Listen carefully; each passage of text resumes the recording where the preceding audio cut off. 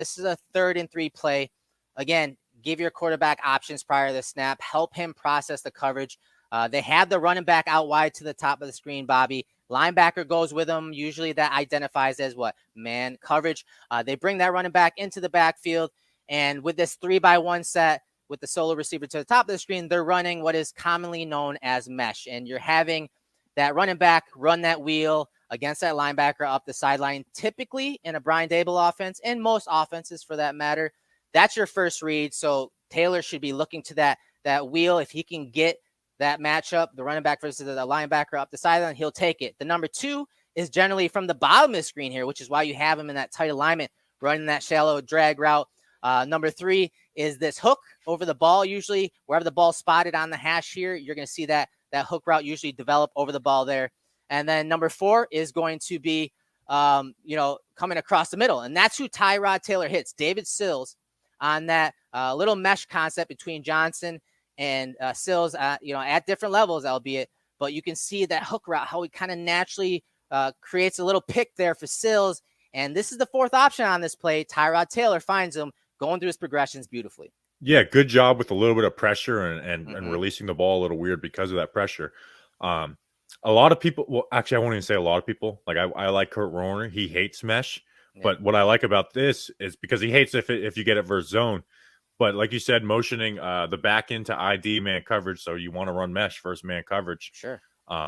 In there. So I like that part of it. But also the wheel route, man.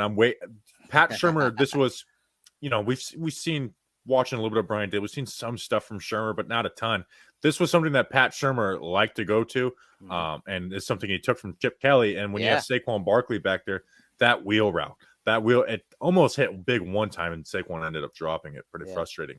But this is something, and even Garrett, even Jason Garrett ran this. So this is something that I'm sure Jones told them because, they're taking input like, hey, I like this mesh concept, but let's ID it versus man coverage.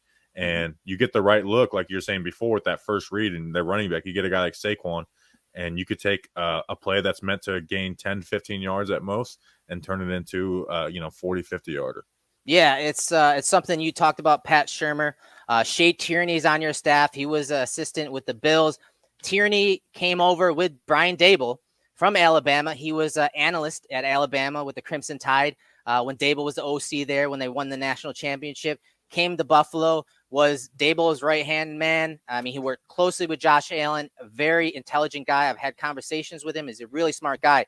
Tierney studied under Pat Shurmur and Chip Kelly in Philadelphia. I love Tyrod Taylor here because, as I said, here's number 1. He eliminates him because of the leverage of that linebacker, right? So he eliminates him. Number 2 is coming across in Colin Johnson, but you see that rat defender in the middle of the field. This linebacker does a great job of attacking Colin, disrupting that timing. So number 2 is gone. Look how quickly Tyrod has already moved on.